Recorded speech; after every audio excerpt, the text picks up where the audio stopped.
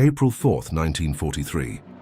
The world is a theater of fire and steel, and the North African desert is a furnace where dreams and machines go to die.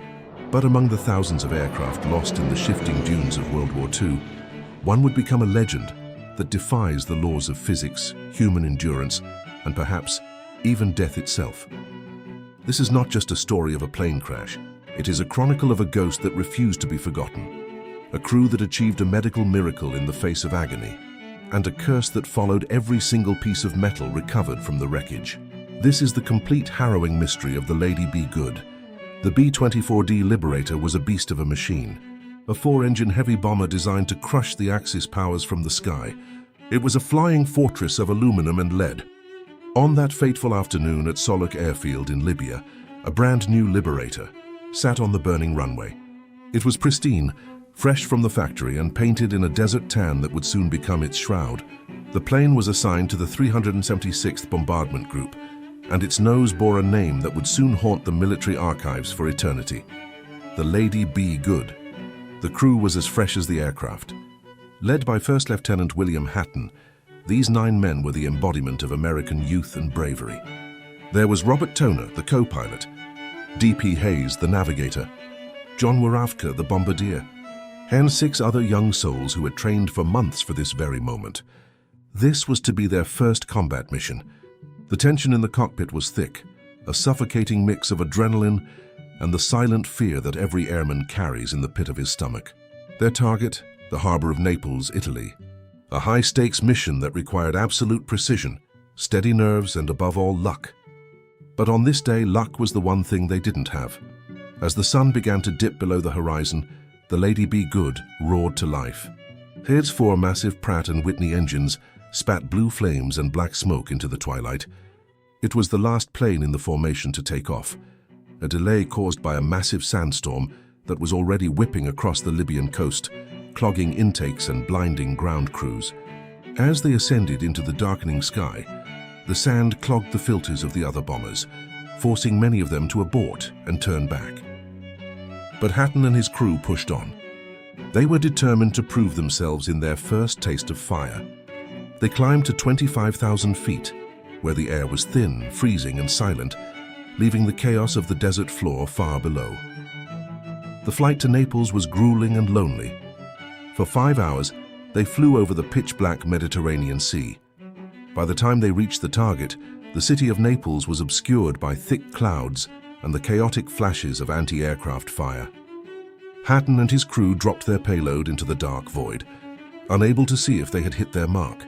With the mission deemed complete, they turned the heavy bomber around. The journey home had begun, but it was here in the cold silence of the return flight that the first seeds of their disaster were sown.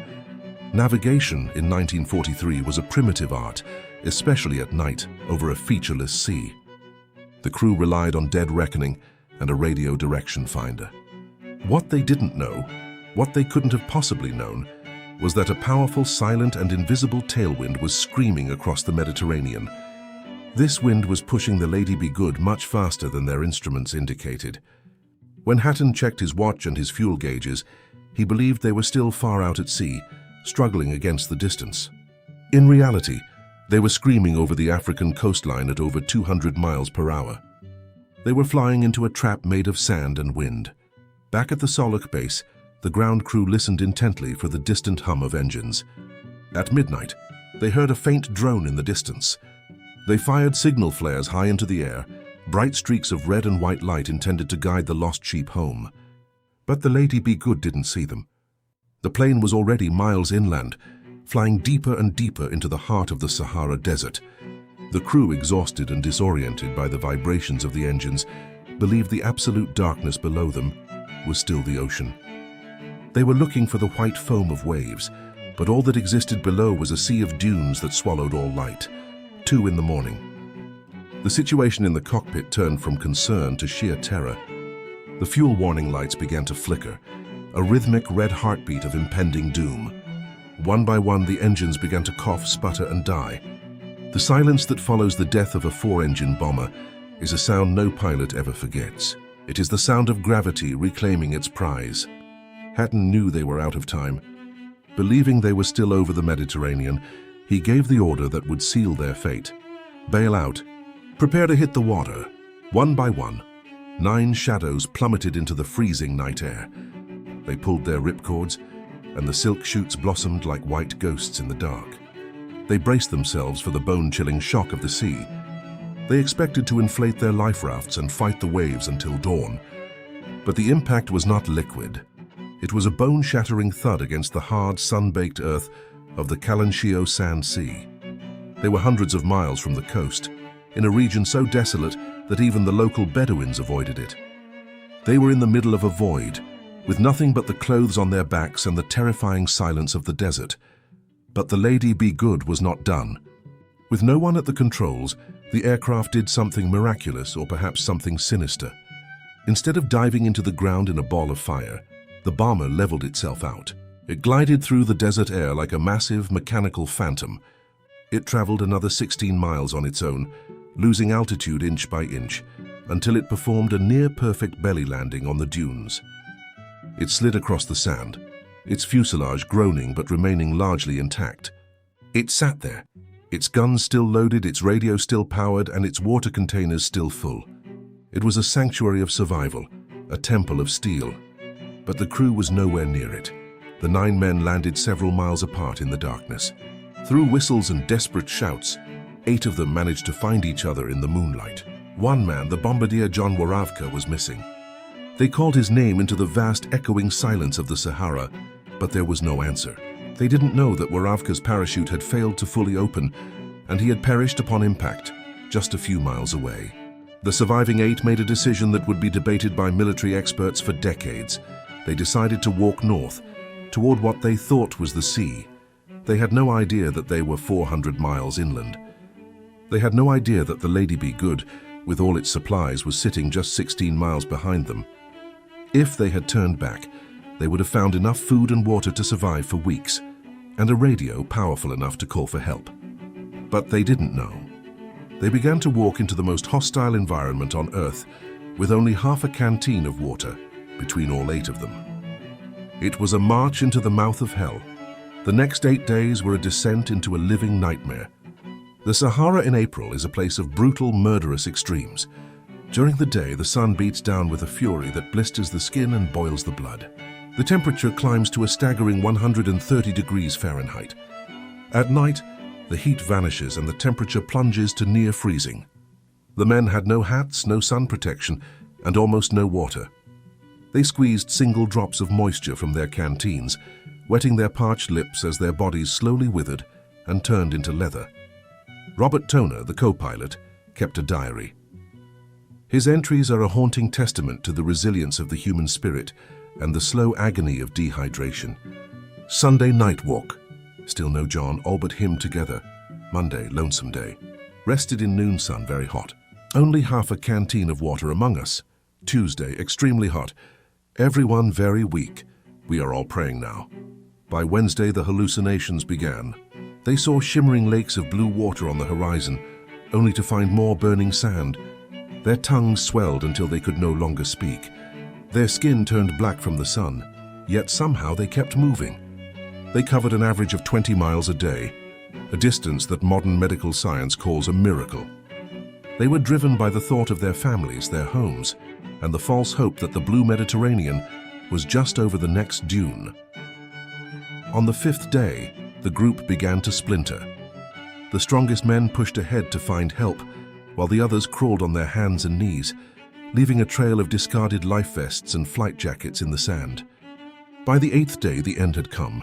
They had traveled 110 miles from the crash site. They were still 300 miles from the coast. One by one, they lay down in the sand and closed their eyes for the last time. The desert wind slowly began to cover them with a fine shroud of dust, hiding them from the world for 16 years. For 16 years, the Lady Be Good was nothing more than a ghost story. The Army Air Corps officially declared the crew missing in action and eventually presumed dead. They were forgotten by everyone except their grieving families. Then in 1958, an oil exploration team flying over the Kalanshio Sand Sea spotted something unusual. It was the silhouette of a large aircraft, perfectly preserved in the sand. When they landed, they were stunned. The plane looked as if it had landed only yesterday. The geologists entered the fuselage and found a time capsule of 1943. A thermos of coffee was found. When opened, the coffee was still liquid and incredibly still drinkable. The machine guns were tested and fired perfectly. The cockpit was frozen in time, the throttles still set for a landing. But as they searched the area, the mystery intensified. There were no bodies, no graves. Just a lone, empty bomber in a place where no plane should ever be. It was as if the crew had simply vanished into thin air. The discovery triggered a massive search by the United States Air Force. They found the trail of the crew, stretching 110 miles into the desert. They found the discarded flight suits.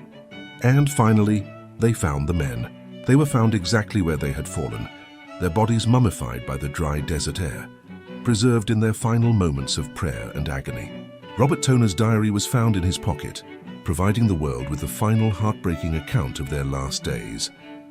The bodies were returned to America with full military honors, but the story of the Lady Be Good didn't end with a burial. As the wreckage was salvaged, a strange and terrifying series of events began to occur. Parts of the Lady Be Good were recovered and used as spares for other military aircraft. An engine was installed in a C-47 transport plane. Shortly after, the plane suffered a catastrophic engine failure and crashed into the sea. A radio from the Lady Be Good was put into another bomber. That bomber disappeared over the Pacific and was never seen again. A technical clock from the cockpit was placed in a C-119. The pilot reported that the clock began to spin backward just before the plane's landing gear failed inexplicably. Soldiers and technicians began to whisper that the Lady Be Good was cursed. They claimed that the plane was angry for being disturbed, or that the spirits of the crew were still tied to the metal. Whether it was a curse or a series of tragic coincidences, the military eventually ordered all parts from the Lady Be Good to be removed and destroyed. The remaining fuselage was moved to a police station in Tobruk, where it sat for decades, a rusted, haunting skeleton of a tragedy that refused to stay buried. Today, the story of the Lady Be Good serves as a somber lesson in military academies around the world. It is a study in navigation, in leadership, and in the terrifying power of the unknown. It reminds us that in the heat of battle and in the absolute silence of the desert, the line between survival and disappearance is thinner than a single grain of sand. The Lady Be Good remains one of the most haunting chapters of World War II, a ghost ship of the desert, forever flying through the memories of those who know that sometimes the most dangerous enemy is not the one in front of you, but the silence of the horizon.